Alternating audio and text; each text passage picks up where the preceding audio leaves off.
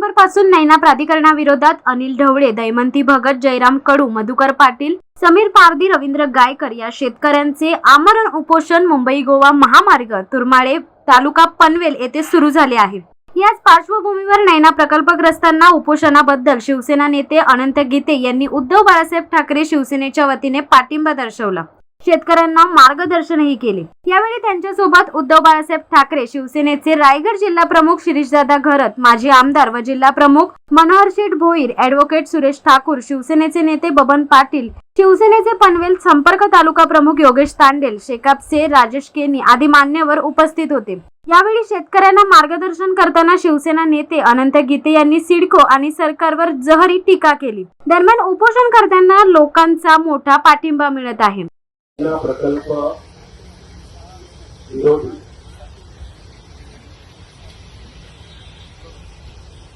हे शेतकऱ्यांचं आज आमरण उपोषण सुरू झाले। या उपोषणाला म्हणण्यापेक्षा आंदोलनाला मी बाळासाहेबांचा सैनिक आहे। मी उपोषणाच्या विरुद्ध आतच आहे। आपण का मारायचं? महाराष्ट्र सरकारला मारू। आम्ही का म्हणायचं? का म्हणायचं आपण?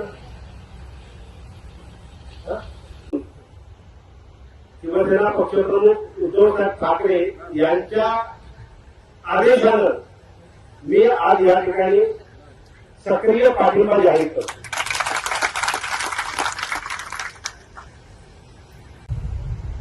270 गावं होती, त्याची काही गावं वगैरे आता 95 राहिली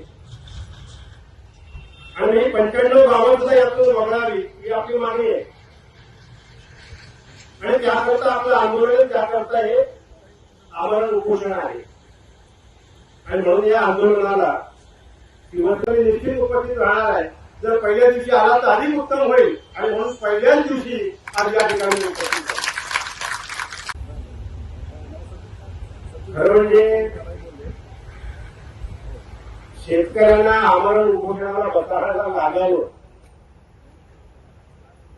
हे खरं म्हणजे लोकशाही व्यवस्थेमध्ये दुर्दैव आहे। दुर्दैव आहे ना। आणि कशा करता? तर आपल्या न्याय्य हक्कांसाठी ज्या वडिलोपार्जित जमिनी आहेत आपल्या वडिलोपार्जित त्या जमिनी वाचवण्याकरता आमरण उपोषण आले। त्यांचं फक्त नैनातून मुक्ती आणि बाकीच्या जे डोक्यावर परत नैना वाटणार आहे नाही ना। सर्वांनाच मुक्ती मिळवायची आणि मग या नैनाच्या दुःखापासून जर मुक्ती मिळवायची असेल तर सगळ्यांनी उतरण्याची गरज आहे। ही जी मंडळी बसले 5 हे आमरण उपोषण ही प्रातिनिधिक आहे। आपण सर्वांनी ईश्वराकडे प्रार्थना करूया। या बॅनरवरचा जे वरचं वाक्य आहे ते काल उलट होतं। जर तुम्ही आवडून वापरू असेल हे मी उलट करायला हवं होय ना। तुमचा आदेश पाळला काय वाक्य होतं याच्यावरती? या बॅनरवरचं शेतकऱ्यांची अंत्ययात्रा नाही तर विजय यात्रा असं होतं। हा काय प्रकार आहे? म्हटलं हे उलट करा। खरं म्हणजे अंत्ययात्रा हा उल्लेख करायची गरज नाही, पण जर तुम्हाला लिहायचं असेल तर हे उल्लेख करा, शेतकऱ्यांची विजय यात्रा नाही तर अंत्ययात्रा। ती वेळ येता कामा नये, सरकारने ती वेळ येऊ देऊ नये। मी आज इथं पाठिंबा द्यायला आलोय तर हेच सांगायला आलोय की ती वेळ सरकारनं येऊ देऊ नये। कुठल्याही शेतकऱ्याला आत्महत्या करण्याची वेळ शेतकऱ्यावर येता कामा नये। म्हणून आज अधिकृत पाठिंबा या ठिकाणी देतोय। सक्रिय पाठिंबा राहणार आहे। शेवटी आंदोलन म्हटलं की त्या आंदोलनाची तीव्रता ही अत्यंत महत्वाची असते आणि म्हणून मग सर्वच नैनाबाधित शेतकऱ्यांनी हे आंदोलन कायदेशीर याच्यातून काय नेमक्या तरतुदी आहेत ही काय कायद्यातला जाणकार नाहीये, पण ज्या घटनेनं जो मूलभूत अधिकार आपल्याला दिलेला आहे मूलभूत अधिकार दिलेला आहे त्या मूलभूत अधिकारांवर सुद्धा हा पिढी लढा आहे. हा जो लढा आहे हा शेतकऱ्यांचा लढा आहे. या लढ्याच्या पाठीमागे कुठलाही राजकीय पक्ष नाहीये. हा शेतकऱ्यांचा लढा आहे. कुठल्याही राजकीय पक्षाचा हा लढा नाहीये. कुठलाही राजकीय लाभ घेण्याकरता हा लढा नाहीये. आहे का लढा? हा लढा कुठला तरी राजकीय लाभ घेण्याकरता. हा राजकीय लाभ घेण्याकरता लढा नाहीये. तर ही 95 गावं आहेत. या 95 गावातला जो शेतकरी आहे त्याच्या अस्तित्वाची लढाई आहे, त्याच्या जीवन मरणाची लढाई आहे. आणि ठीक आहे, या संसदीय लोकशाहीप्रमाणे आणि या संसदीय लोकशाहीच्या व्यवस्थेप्रमाणे जर आपल्याला सरकारचं लक्ष वेधायचं असेल तर आपल्याला संघटित मार्गाने आंदोलन करण्याचा मार्ग मोकळा आहे. असं खरं म्हणजे कळतच नाही हा प्रकार काय. खरं म्हणजे ही चेष्टा आहे. ही सामान्य शेतकऱ्यांची, सामान्य जनतेची ही चेष्टा आहे आणि आपण ती खपवून घेतो म्हणून अधिक चेष्टा केली जाते.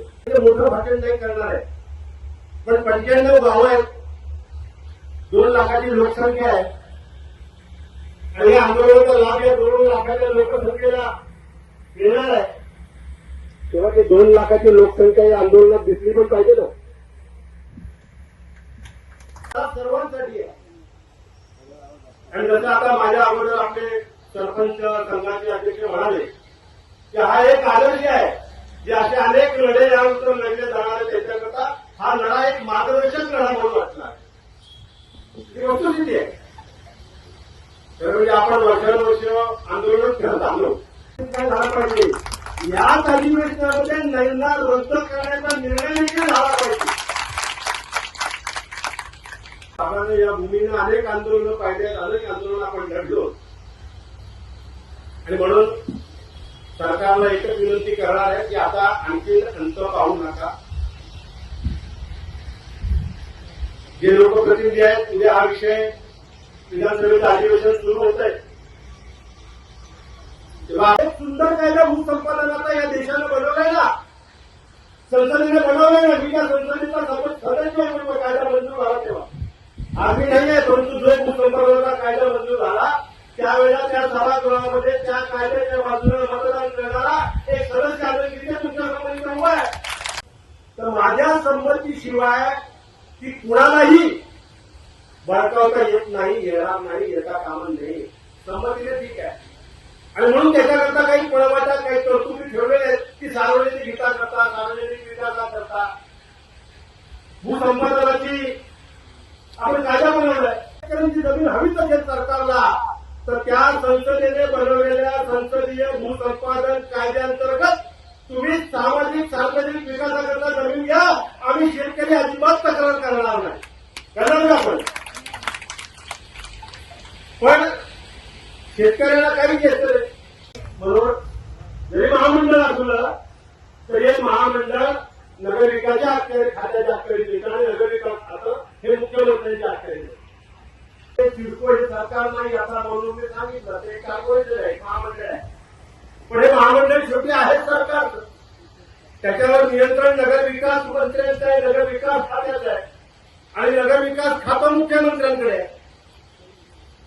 त्यामुळे जे काय होणार आहे दुर्दैवाने यापुढं जर काही वाईट घडलं त्या सगळ्याला जबाबदार हा मुख्यमंत्री असणार आहे. हा दिवस तुम्हाला इथे उपोषण करायला बसण्याची वेळ सुद्धा येऊन नये या मताचा मी आहे. कारण हा लढा आपल्या हक्कासाठी लढा आहे, आपल्या अस्तित्वासाठी लढा आहे, जीवन मरणाचा लढा आहे. आणि हा लढा इथला शेतकरी जो स्वतःच्या जमिनीकरता लढतोय, अतिक्रमण नाही करत आहे, आपल्या हक्काची स्वतःची मालकीची जमिनीच्या जमिनीकरता हा लढा लढावा लागतोय. शिवसत्ता टाइम्स न्यूज ब्युरो खारघर. दे धडक बेधडक वृत्त देणाऱ्या आपल्या शिवसत्ता टाइम्स न्यूज चॅनलला लाल बटन दाबून सबस्क्राईब करा आणि बेल आयकॉनला क्लिक करायला विसरू नका.